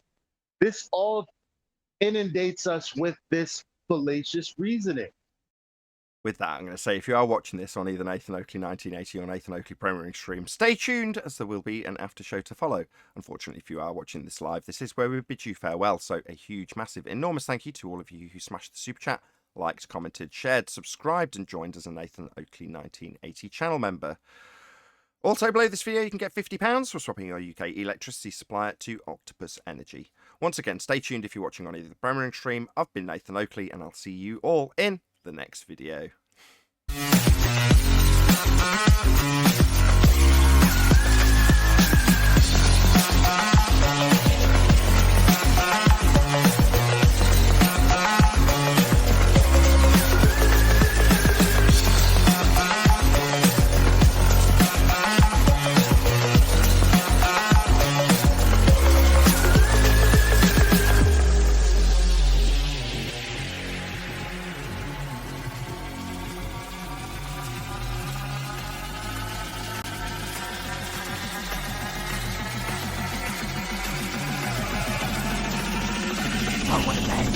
What a lovely day! on TV. Well, that begs the question. Come on a live show and say something stupid like that. Do you know, I was actually going to be kind to her and suggest that maybe I was going to suggest that perhaps I was going to suggest that perhaps she'd like to retract her previous statement of lunacy, but then I sat there and how she was talking, and I was like, nah, fuck her, let her go. Yeah, she wasn't She gonna. needs to be abused as much as she can be abused. Because she is just an arrogant broad who thinks that she is right and we're just a bunch of idiots sitting on Wrong word. on YouTube. Sorry, not abused. Berated. There's a difference between being berated and being abused. No, not abuse. Being berated, Neil. Right. Well, I think she came to the wrong Abuser. No, She Neil. was actually supposed to go to Kevin Samuels. This is crazy, dude. It needs pointing out her ignorance and arrogance. She's probably never been talked to like that. Right? When somebody So comes up with something stupid, it's just called abuse them now. I thought that was a Don't good example. use their lingo, Neil. Smack her around, give a couple of shots with your Neil, words. for the love of God, no. Can you please not say so? I said Neil, with your words. Stop talking. Don't say those things on this show. Yikes. I said with your words, not with your hands. I've never hit a woman in my life. Just don't abuse. Change subject, please. Deal with it properly. Let me change the subject because I thought Tommy's turning up today was quite good. He explained that, and following his explanation of how he turned up, how he was arrogant, how he knew he was right, not through facts, but because we were flat earthers. To have somebody come and literally demonstrate that, but with a level of more ignorance than Tommy had, and only be able to be taught the way she did was, well, I thought was a great example of what Tommy had said. I mean, it was a better example than Tommy and more extreme in the ignorance, but like I say, that was quite well timed. Well, exactly. The example with Tommy is different because Tommy could think on his feet. Tommy's not stupid, that's for sure. Now, he might have been ignorant in that regard, but he's not stupid. So he could think on his feet and work around problems on the spot. She couldn't, other than telling me I'm an idiot and I'm a kid and I'm begging for money. That's it. Personal attacks ad hominem. Well, because as soon You as she could tell- Googled it and found it, she realized, Yeah. whoa, I'm in trouble here. I was about to say the same thing. This is why she resorted to ad homs and obfuscating, basically, because she knew she didn't have an argument. I don't know why she would come on. Yeah, she did just kind of call you an idiot for like 10 minutes I and have then no said idea. nothing else.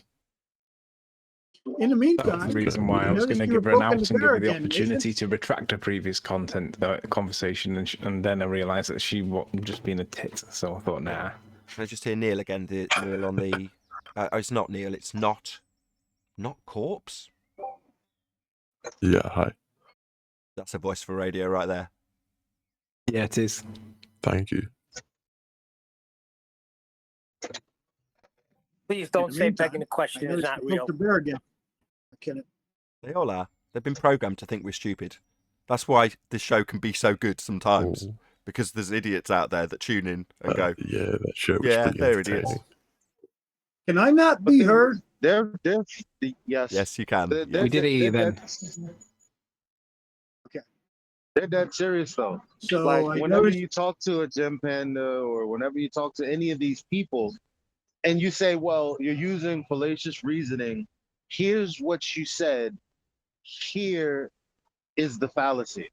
And they'll say, oh, you're just a Nathan parrot. Like, I mean, come on, bruh. Come on.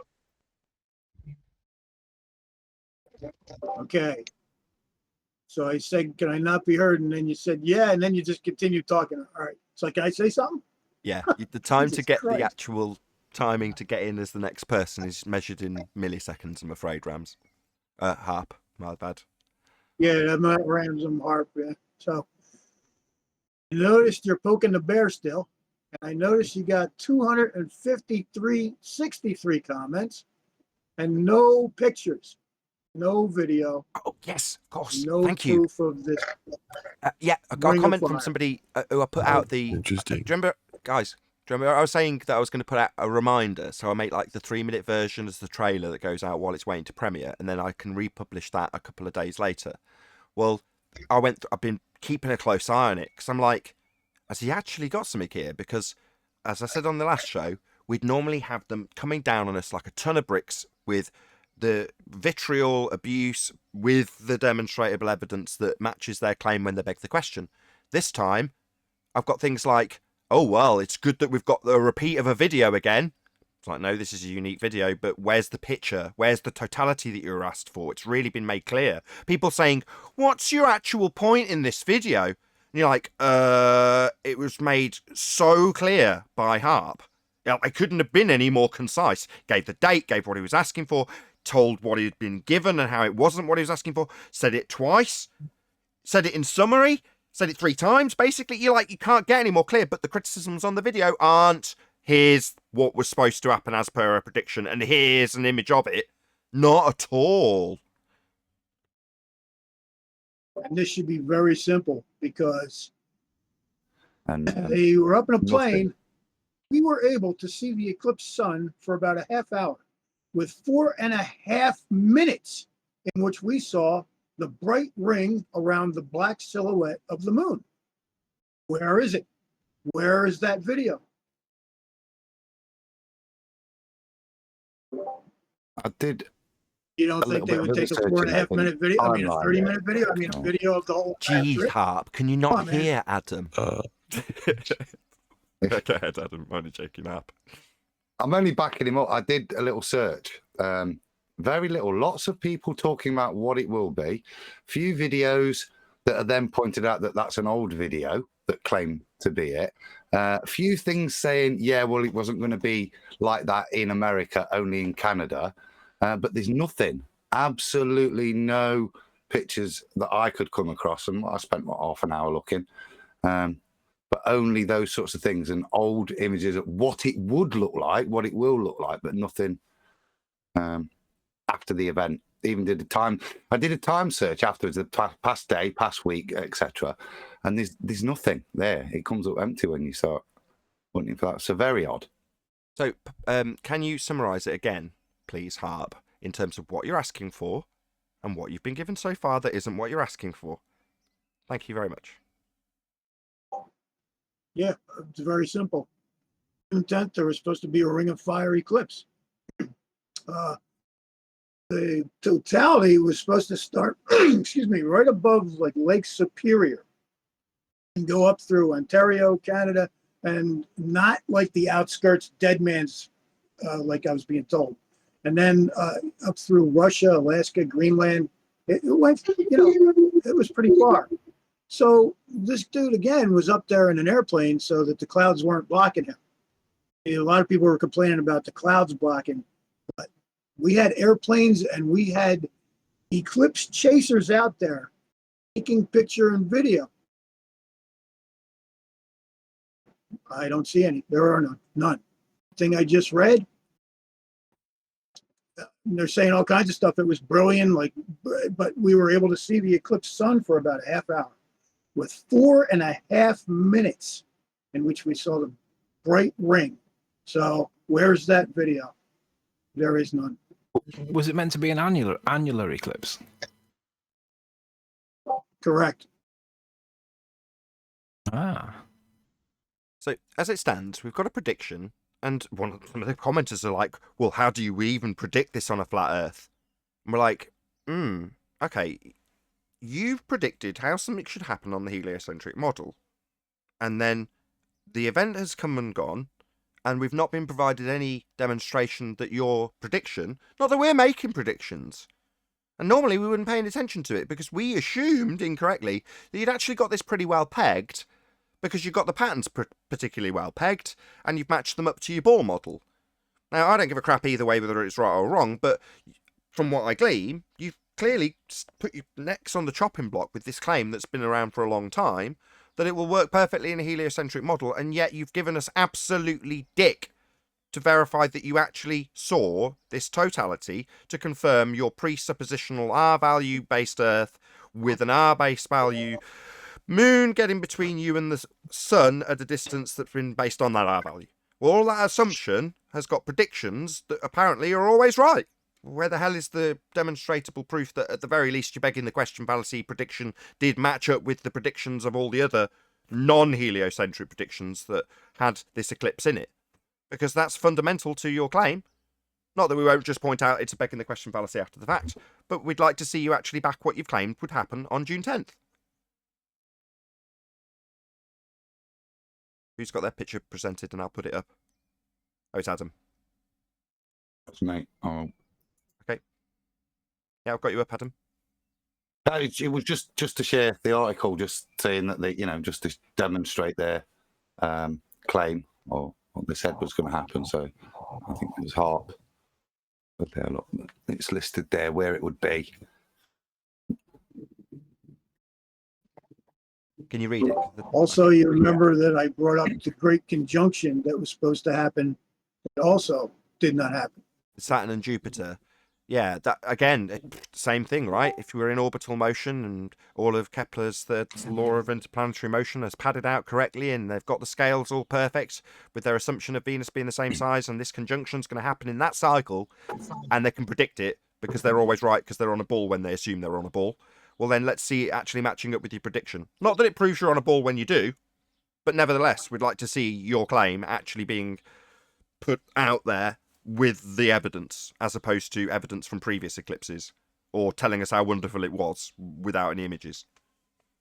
So I'll read the claim then quickly. The path of the annular or ring of fire eclipse is shown as the curved red swath on the map below. Astronomers call this path the annularity. You must be within this narrow track along the Earth's surface to see the ring of fire. In all, the eclipse lasts for 1 2/100 minutes. It starts at sunrise in Ontario, Canada, on the north side of Lake Superior. Then the eclipse path circles across the northern reaches of the globe. Midway along the path, the great eclipse occurs at the local noon in northern Greenland. Afterwards, the annual eclipse path swings to the Earth's north pole. It ends at sunset over northeastern Siberia. And there's the picture. So quite a bold claim. Yeah, there's your model. Well, it's all moving around it like you say in your model when you assume you're on that model and assume we're antipodal in the south. And that's how you say it matches up with the stars in your model when you beg the question. But we don't seem to have been presented with any evidence that actually backs that when you beg the question. I keep saying that just so you know that we're not going to automatically accept a globe if you were to present the totality of this June 10th eclipse 2021. Doesn't mean anything. But we haven't been given it, and we'd like to point that out, because we weren't claiming it. We weren't saying eclipses prove a globe. Not that they do anyway. Wait, they don't? No, not unless you beg the question and affirm the consequent, no. I haven't made up an affirming the consequent formal logical fallacy either. That is really a thing.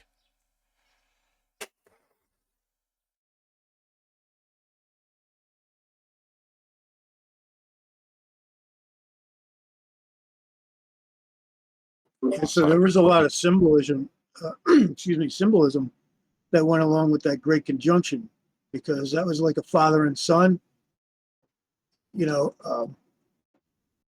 Saturn and Jupiter, Kronos and Zeus, they were supposed to become as one. Do you understand that? Yeah, indeed. It didn't happen. Well, that's what I was just about to summarise with a bit of logic attached to it. So if I'm going to say that it's an affirming the consequent, which would be if the Earth's a sphere, P, then we will experience a solar eclipse, thus, Q. We have experienced the solar eclipse, thus, Q, therefore, P, Earth's a sphere. Well, the problem is that even within that logical fallacy, with you assuming that Earth's a sphere as your premise, P, and then moving on to saying that we will experience something that we've already got the patterns for anyway, which would be a solar eclipse, that would be a Q statement. Well, to make the logical fallacy work, even though it's a fallacy, you've still got to say, here's the eclipse, therefore I'm saying Earth's a sphere in my formal logical fallacy. But we haven't got the Q bit, have we?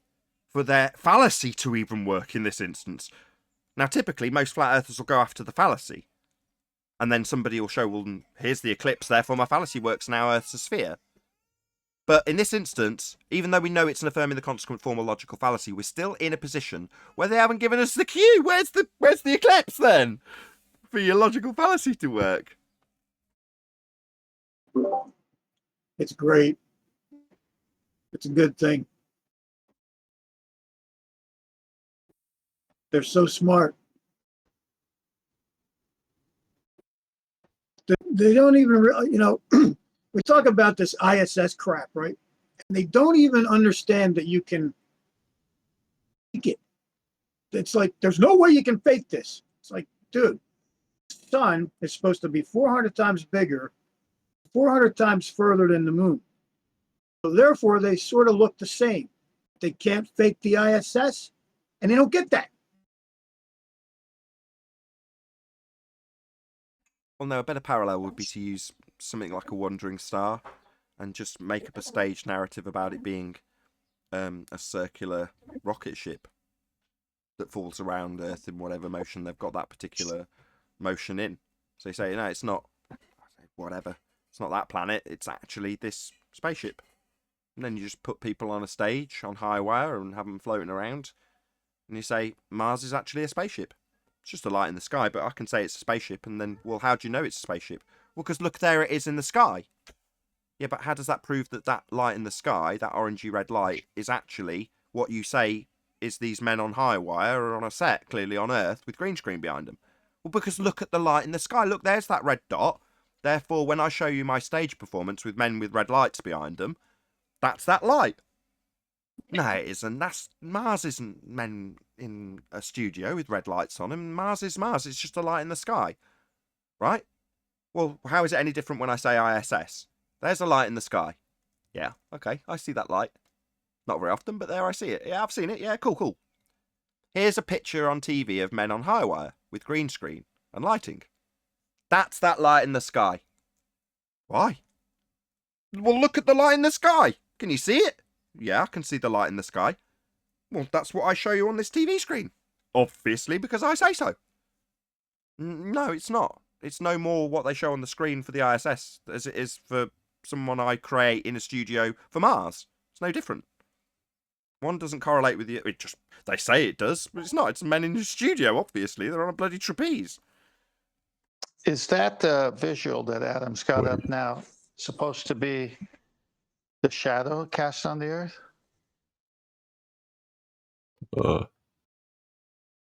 Yeah. Well, what happened to the Umbra Penumbra? Oh, here we go. We're going to get into the funny angles now, aren't we? Converging, diverging. Correct. It's on screen now. Let's get speak. Hold on, just before you do. Somebody put that in hold on. That's from VIP main chat. Sorry, Harp. Just one sec. So, light comes in parallel, right? 93 million miles away, based on Venus having the same size as Earth, and Earth having a geometric horizon that you can measure out, and Kepler's third law of interplanetary motion to give you the scaling values. 93 million mile sun, with parallel light coming from it. What in the name of unholy Jesus is this? Converging? What they're demonstrating there is the extremities of the light that comes in, not necessarily the parallel nature. But I've always looked at that and thought, well, if the light comes in parallel, then a lot of that penumbra would have light coming directly from the sun, and there would be no penumbra. Sorry, if it comes in parallel, the description for penumbra and umbra has it coming in converging. Could anybody show me two parallel lines on that diagram? There isn't any, Adam. Precisely. Anthony's saying if it was parallel, yeah, that's how they say it is. But that's not how the description for this penumbra and umbra works now, is it? Converging, clearly. That's what's depicted. Well, basically, all it is distinct parts of a shadow when you read about it. And yet they're saying that the stellar bodies have to be so far away that light has to come in parallel. But we don't ever see light coming in parallel because we got divergent rays. I mean, we have video and photographs of it. Can I just point out as well that what's depicted on screen right now and labelled as Antumbra, which is at the bottom, it's in that B area. That should be what's called the Poisson spot, and we never see that. So what they're describing there as Antumbra, I've never even heard of that one. We don't even see that. Antumbra is different types of half shadows. We're not that important. Can somebody post that in our chat? Thank you. Well, let me round this out. Sorry, what was that request without sarcasm? Yeah, bossy boots. Somebody want this in Discord, yeah? The damn just picture in the snippet two main on it. chat, will you Speak. please? Jesus. Okay, yes, you were trying to sort Be that an out for you. absolute pleasure. At your Thanks. service. Discord member. Note to self. Don't give Harp link to G+.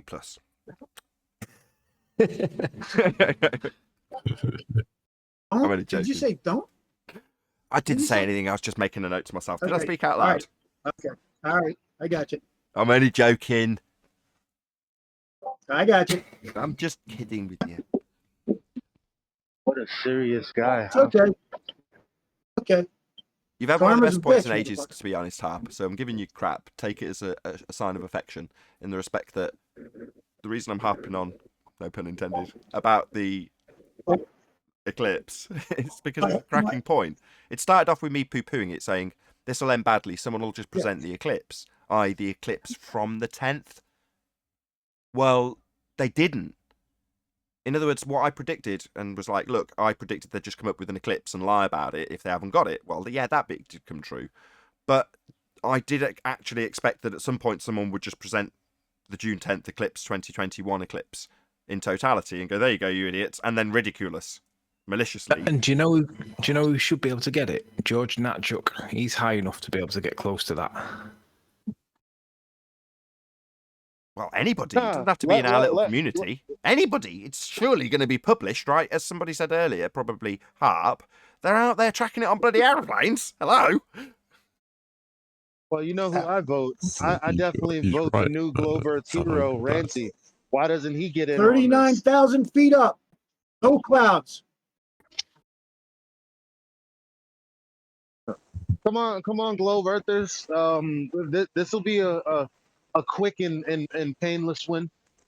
Well, not really. So if we get to the point where they can say if the Earth's a sphere, then we'll experience a solar eclipse on the 10th of June 2021 thusly, and here is the totality eclipse from Canada on June 10th, 2021, therefore Earth's a sphere, completing the if P then Q, Q therefore P, affirming the consequent formal logical fallacy. Once they do that and actually complete the fallacy, which they yet to do because they haven't got the Q statement and not showing us the eclipse itself, then we'll point out that it's affirming the consequent formal logical fallacy that assumes a sphere in the first instance with the P statement, if Earth's a sphere, assuming the very thing they're trying to prove with the eclipse. Wait, are you guys saying that there's no pictures of the eclipse even partially and fully? There's like zero evidence that there was any eclipse? No, got partial. Durf got it. So yeah, there's definitely a partial. Specifically the totality that was definitely made clear by Harp. Say it again, Harp, because it's obviously not. You do need to see these things 10 times. Don't worry about it. Just say it what you want exactly, the date, what you have got, what you haven't got, please, if you don't mind. On June 10th, 2021, there was supposed to be a ring of fire. There were people chasing this. Started out where you could see the totality above Lake Superior. It traveled up through Canada, and then it did go into some remote places. This is supposed to be a ring of fire. I have not seen the ring of fire. I have seen two little pictures that say, I have seen this guy saying, let me see where he says this again. Because now I lost it. They were up there, okay, so they saw it for a half hour. You remember me saying this. And then they said that they saw that ring of fire for 4.5 minutes. Where's the video? They were above the clouds, 39,000 feet up. So they're claiming that they have it. Hello? I'm sorry. Yeah, Adam's playing a video now. What have you got, Adam? What are you presenting? Is this gonna? I'm on tenterhooks, but I haven't actually seen totality on this video. Am I missing something? Well, keep watching. I'll just put this video quickly into Discord so I don't get shouted at. This is all I could find in terms of stuff. It's really odd I'll come back to this in a bit because look, it goes on, but it's very dubious. It's like talking like what's going to happen. So it's like they put up a video, and some people are saying there's a bit of dispute. There's not many comments, but why do people keep posting these wrong Eclipse videos? So I'm not sure. It's hard to verify, but it's about to kick in. Okay, that deals with my next question. Are you certain this is from June 10th, 2021? Well, it's titled as from Fish News. Yeah. But this is the only thing that I could say that actually relates to that one claiming it is. But like I said, it's a bit dubious, and it just says, look, both NASA and Time and Date have published the live stream. It's the way it's written just doesn't feel right, if you see what I mean. Just read out the specific bit that you've got. Yeah, that makes sense. Just, okay, just while you scroll your way to that bit, Harp's already explained this, and he explained it initially immediately because he's gone through the ringer with it once already, or twice probably by now, which is to say that we'll be presented with what are being purported to be a ring of fire, as shown on screen now. Right, it's just gone past it, but you know what I mean. There we go. Perfect timing. But we're not necessarily sure that they've been verified as June 10th, 2021. So while this is showing a ring of fire, it seems dubious in terms of the description. Over to you, Adam. That's what I'd say. And as I read the stuff, look, both NASA and Time and Date have published the live stream link of the solar eclipse so that everyone can watch this rare astronomical event on June the 10th. See, it's talking in the wrong tense for me. It's like it's an information video, and it's showing you that it just. How can you phrase it that you have published something that was a live stream? It's like if it was a live stream, it would just be here's NASA's live stream of the eclipse, and someone would have just linked us to the live stream of it. Well, have published it? What, after it was live? Well, where's the live one? Yeah. That's what it just didn't read right as. So anyway, that's the only thing I could get anywhere near, and it is that, but it is a ring of fire. But you know, sure. But as I said already, yeah, go on. I saw this video already, and so they changed something here because in it says. The first solar eclipse of the year will take place on June 10th, which is tomorrow. See, this cannot be what they're saying it is because they screwed up and didn't take the explanation out. Now they have the date set as June 10th, 2021 live. Something ain't right there because I definitely ain't right, and it stinks. It stinks of that video the before, exact same and sort of alteration of like fiddling. I said, it's the day before.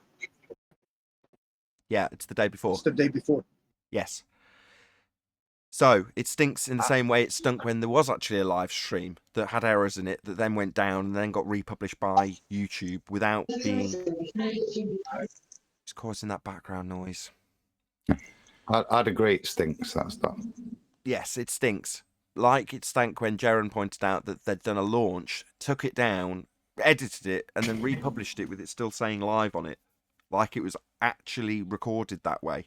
In this case, they've produced a video, the video you've just watched, which says this is how it will look tomorrow, and then been really weaselly with their wording when they haven't got something to replace it with, or a live stream that's actually live. Well, I have someone over at Flat Earth. Yeah, the one Darren was talking about was actually live. They never took it down. They were able to just edit it. I think it's actually an issue with Harp's connection. Maybe he's got a delay or something because a second into somebody's speaking, he'll just start talking straight through him and asking us if we're doing it to him. So it could be your connection, Harp. Can you hear me okay? Or we can hear you okay. It's just, I think there's a slight delay. So when we're responding to you, we'll get a second into a response and you'll start talking. You just did it to Eli. I don't think it's intentional. Oh, okay. Okay. So I was trying to tell you that NASA video that Jaron discovered, they didn't take it down. They just somehow edited it. Right. Just like they did here with this video because I already watched it and it was halfway through, like 3/4 of the way through. When I pulled it up, so that's how I know I was watching it already. Can I just add to that before we move on? This was the link from, it's the same site, Fish News, again purporting to be the thing, but if you look at the date on this one, it's the 9th of June. This was clearly mismatched, look. But again, it purports to be it, especially at the beginning. But look, this is published the day before. Gotcha. So we've got the exact same video. Perfect. I'm glad that made it onto the stream. That's showing the day before with the exact same video. Obviously, it's not the June 10th eclipse because it was published prior to June 10th. Now there's another one that seems to be making out that the same video, obviously not the June 10th eclipse, is actually the eclipse after they've released it from the live stream, even though it was released the day before. So there's obviously some screwing going on. Okay. And if I wouldn't have pointed any of this out, we wouldn't even know what was going on. Jesus. Yes, indeed. Okay. Go ahead, Eli. Eli, going now. So, there's someone in 24/7. We were all watching the eclipse that morning, and there's someone who actually got it on video. I just have to track that person down and see if he's done whatever he has to do. He actually did it with like I think a P900. Totality. Ring of fire. Hold on. Where Hold at? on. God, hold on. So he got the totality, or did he just get the eclipse? Because That 4 minutes, right? the totality. Which was the because I if it's the 4-minute part section of the whole thing, yes, he did. Not right. Can I? Where is But he I don't located? remember. I don't. In California, Then but I no. don't remember. So he won't see it. Then he won't see it. The ball Eli. claim won't even make the claim that he would see it. Oh, okay. Yeah, I'm going to get Why is Harp that? to do it one more time because it's him that's brought this to our attention. So can you, again, Harp, please, if you would, explain precisely what you're asking to be produced? Because it's still not clear, clearly. Okay, so we know that there's a claim out there. There was supposed to be a Ring of Fire eclipse on June 10th. There is no proof it never happened. There should be a 4.5-minute video from an airplane, at least one that said they were up there seeing it for 4.5 minutes. They watched for 30 minutes, saw the totality, 4.5 minutes, but yet there's no video. Only 2 still pictures, and I don't believe they are what they say they are. If I may, Nathan, I think what he's saying is that they always claim that they have these things precisely to the dot when they're happening. And I think he's pointing out that they were wrong on this one. I think, right, Harp? No, the claim. Yes, that's correct. We know that. We have established that a while back. Then. Yeah, no, but it's worth reiterating it. Thank you very much, Silent Zero. No, it's worth explaining it over and over again. Go ahead, Adam. Yeah, as far as I understand, the claim is, and it has been seen as a partial. It was on CNN. People are eclipse watching, and people will have filmed it. There's no argument there. That happens. That's verified as their model would dictate. But also, because of the nature of their model, they also make a claim that in certain parts you will see a ring of fire, and none of that from areas Canada, North, Siberia, all of those northern areas. It's supposedly that the eclipse will form a ring of fire from that viewpoint in their model, and that's what is the proof that is missing. Is what I'm looking for.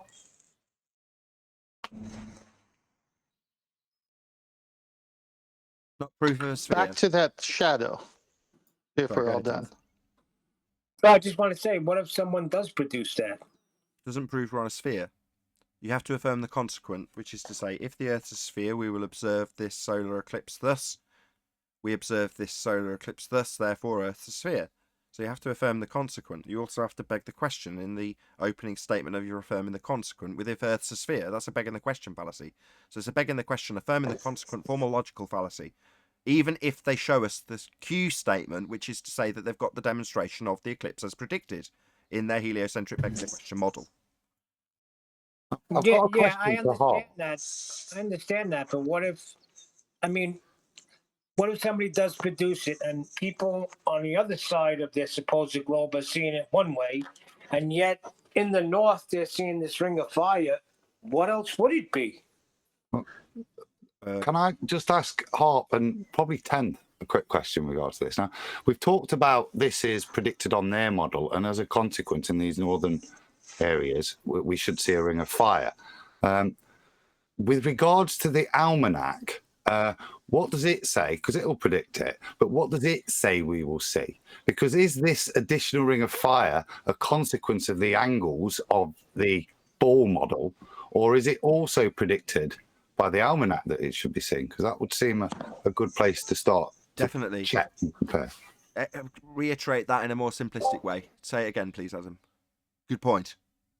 Well, all of this stuff comes from the almanac. What they appear to be doing is claiming that the consequential ring of fire is a effect of their ball model. And I'm wondering whether the almanac, which is what is historically guaranteed to tell you what type of eclipse you're going to get, whether it just states we get the eclipse, the partial eclipse that was witnessed on TV, or whether it predicts the ring of fire as well. And the bit about the consequences of the angles necessitated by. Go ahead. Yeah, well, that's what I'm saying. Is it that we've got this predicted eclipse and it's predicted to be partial like it is, but if you model it out and in their model, the way in which the eclipse occurs has a secondary consequence that actually you'll get that ring of fire created in the northern latitudes. Is that why we're not seeing it? Because it's a consequence of the model, not of what's actually going to happen in reality. Yeah, I'd be intrigued to know the answer to that question, because my understanding would be that it would always tally. In other words, the almanac would always tally with the heliocentric model. So it's definitely the right place to start, as you put it. Well, the only thing I could say is I'm thinking about their argument for the sticks and shadows, because they obviously believe that the shadow is caused by Earth curvature. So we know there's a phenomenon going on here, and they're saying it's happening over a curved surface, and they model it that way. And we're saying, no, the surface is not curved because you got no R. And so it's just a phenomenon that happens from an angular point of view. So that's the only thing I could say at this point. I don't know what Harp has to say. I can make it more simple, Nathan. I'd say I'd go to the almanac, and if the almanac says you're going to see a ring of fire, I'd stop worrying about it. Yeah, I would agree. If it's the case that it's just as I always expect it to tally with the previous predictions based on the cycles, which are very, I don't know the better word, but predictable. So therefore they'd tally, they'd match up. It makes sense they'd engineer it in. That's the whole premise of the heliocentric model, and why, in my opinion, it works quite well. If that is the case, as Adam just suggested, it might be just tallying up with what the almanac predicted. I also would give it any concern. I'll just say, well, it was just too cloudy to catch then. Just by coincidence, nobody could see it. Now, in other words, I wouldn't be too worried about it. If, on the other hand, it doesn't tally, and it is just a consequence of the angles required on a heliocentric model, it's not necessarily matching up, it's just purely there, as it might stick out like a sore thumb, but we'll just hope no one notices, then it's definitely worth pursuing. If we're done with this, Nathan, I got slides of Master B concerning, and I'd like Adam to keep this up, this shadow over. Yeah, this might not go away until it goes away, till we get the Q statement confirmed. But unless Harp, I keep calling you Harp. No, it was Harp. Unless Harp wants to add anything, because it's his point to the end of it, we can move on. But I'll just ask him first. Did you want to add anything in conclusion? I'm just trying to find how to look into the almanac right now and see if it was predicted. You're on it like flies on the proverbial. No worries, brilliant. Okay, yes, we can move on 10th, and we will come back to this subject again. Did you want this leaving up 10th, did you say? Yes, please leave it up. So, What Master B, did you want me to do? Slides for what? It's a masterpiece. Start the one on top with the celestial horizon with the airplane and the surface and the central angle. Done. It's on. Okay. On my cue, you can move the slide. So here we got what they want to tell us is happening. So those lines coming in are parallel sunlight rays, according to them. And in the circle, you can have a central angle, as you can see there at the midsection of the Earth. At the surface, you will have a corresponding angle. And on an airplane using a sextant, it will, which they use a bubble sextant because they got to keep it level up there. It will have the same corresponding angle. Now go to the next slide, and we see how the sun rays actually come in. So right here, I just want to say the sunlight destroys the globe model because the globe model could only work with parallel sunlight coming in. I want The to see globe this model picture. cannot work with divergent rays. And you can't get me anything showing parallel rays when all of the evidence shows a divergent ray. Go to the next slide, please. So what they do is they take you to the center of a presupposed Earth and say you're measuring the angle from the center of a sphere, actually a circle, not a sphere, because it's two-dimensional, right? And you're doing it to the center of the sun. So from the center, on the central angle, you can get a 90 degree as depicted here in the sketch. Next slide. What is the next slide? Mine's, okay, I see. Is it showing or is it blank? It looks like it's dark. The next one I've got is angle measured, atmosphere. Yeah, okay, perfect. It's showing now. All right, so now you see in the sextant on, of course, they got this over a sphere, but let's just say you're using a sextant. You have to have a baseline horizon and the angle to the star or sun, and that's how you get an angle. You can't do it on the curved surface. So the only way they fool you is to say, well, we're actually doing it from the center of this circle. Well, no one's doing the measurement from the center of the circle. But even if they beg the question that that's how they're doing it, the sunlight must come in parallel to have the corresponding angles. But the sunlight destroys them because the sunlight comes in divergent rays and won't allow for the corresponding angle. Next slide. So here's a one that shows their model in full action with the Cyan and Alexandria, Eratosthenes, and they got the sun rays coming in at parallel. And so they go to the central angle, get 22 degrees. And they're saying, well, on the surface, it's the same corresponding angle, 22 degrees. But see the tangent line? Because you can't get an angle without a straight line, a baseline or 90 degree. And so this is such wizardry, but we're going to break it right now. Next slide. What do we see here? How the sunlight actually comes in. So the globe model is dead based on how the sun works over this flat plane. Next slide. A sextant is a glorified protractor. You need a vertex, you need a corner, you need two lines to meet to create an angle. It is impossible to create an angle without two straight lines. So you can't do it from a surface of a globe ever. Next slide. So I made this slide. You can see their presupposed globe. There's a guy on the boat, assume that, and he uses the sextant, a glorified protractor, to measure the angle to the sun here. That's how it works. You need that baseline being straight. If the sunlight was coming in parallel, where would that sun zenith position be? Where would the geographical position be of that sun? Well, it doesn't work that way because sunlight doesn't come in parallel. And so this is the angle you get from the surface of a flat plane because you need a baseline to create a vertex. Next one. The tangent plane, is that the one you got? Yes. Okay, so you can see here the sunlight coming in. They assume they're locally flat, flat Earth there, get their angle because that's exactly how they measure it. And then they make that extra attempt to take you to the center of the Earth and say, see, here's the corresponding angle. So this is how it works on a sphere. And the next slide. And this is how it works. If the light doesn't come in straight, there is no corresponding angle to the center of a two-dimensional circle, which is not their sphere. It's ball game over for them. The sun destroys them, the protractor destroys them, the sextant destroys them, and angles need two straight lines to form a corner. That destroys them. Good stuff. Thank you very much, 10th Man. Hello, Quantum Eraser. I didn't see any of that. Yeah, I was presenting it for the recording to the audience and not to you. Oh, I'm watching Adam's screen. Yeah. Thank you anyway. Thank Good to have you, QE. Well, QE, while you're here, thanks, Elijah. Hey, look at this umbra penumbra on the shadow here that they depict here on the solar eclipse. Oh, on Adam's screen? Yeah. Look how wide that cast shadow is. There is no penumbra. I know. It's something they conjured.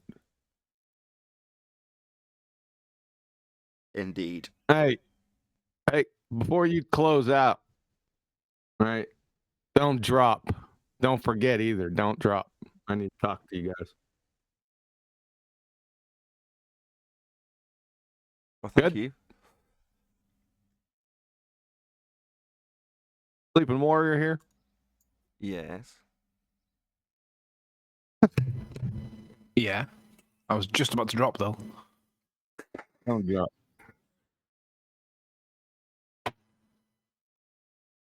Quick question for you, QA. Where on this diagram are parallel lines? There is no parallel line. Oh, right answer. But you can think of them as parallel.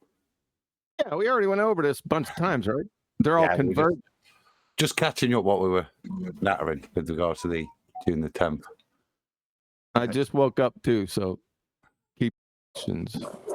Okay, with that, I'm going to say a huge, massive, enormous thank you to both Discord and G+ panels for making today's after show possible. And of course, a massive thank you to all of you in either Nathan Oakley 1980 or Nathan Oakley Programming streams, hopefully smashing the super chat, liking, commenting, sharing, subscribing, and all that good stuff.